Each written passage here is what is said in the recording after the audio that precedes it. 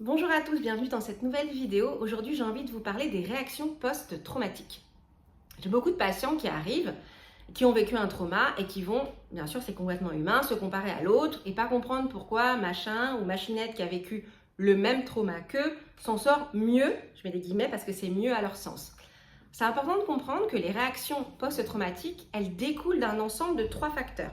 Et c'est cet ensemble de 3 facteurs qui est propre à chacun, qui va influencer sur le nombre, la durée et la sévérité des symptômes post-traumatiques.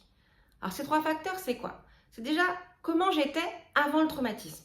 Quand le traumatisme est arrivé, est-ce que j'étais dans une période de ma vie où j'étais bien, j'étais adulte, tout se passait bien? Est-ce que j'étais plutôt jeune, là où la personnalité n'est pas encore vraiment construite?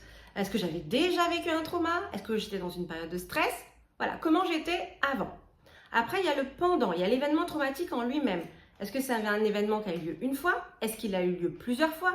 Est-ce que ça a duré plusieurs années? Est-ce qu'il y a eu par exemple des violences physiques et que j'ai des séquelles aujourd'hui, etc. Et en dernier, vous vous doutez, il y a l'avant, le pendant et l'après. Est-ce que j'ai pu en parler tout de suite? Est-ce que j'ai été prise en charge? Est-ce que j'ai été écoutée, soutenue, entendue? Voilà, c'est avant, pendant, après. C'est tout ça, et ça c'est propre à chacun, qui va déterminer donc la sévérité, le nombre et l'intensité des symptômes post-traumatiques.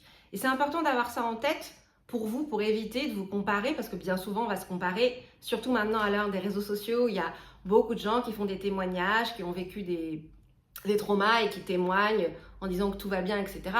Oui, tant mieux, évidemment on s'en sort, mais c'est important pour vous de comprendre et de vous mettre à l'échelle de votre propre histoire pour comprendre vraiment pourquoi aujourd'hui c'est si compliqué. Si vous avez vécu, on va dire, un accident de voiture où il n'y a pas eu de dommages corporels, vous aviez une trentaine d'années, tout de suite vous avez été entouré par votre famille, on peut supposer, hein, ça reste des suppositions, c'est pas une science exacte non plus, mais qu'il n'y aura pas énormément de symptômes post-traumatiques. Alors que, évidemment, si vous avez vécu un trauma enfant qui s'est répété, on va prendre de l'inceste par exemple, et que vous n'avez pas pu parler, et là on imagine et on sait que les conséquences post-traumatiques vont être beaucoup plus sévères.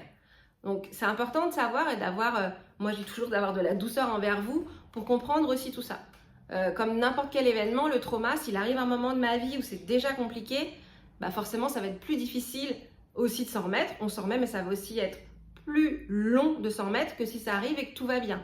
Demain, si je me fais licencier de mon travail et que dans ma vie privée tout va bien, avec mon conjoint, avec ma conjointe tout va bien, que je suis entourée par ma famille, l'épreuve sera, on peut imaginer, plus facile, on va dire, sera plus facile de s'en remettre, de traverser cette épreuve que si je me fais licencier alors qu'en même temps, mon mari il est en train de divorcer et que j'ai plus personne dans ma famille.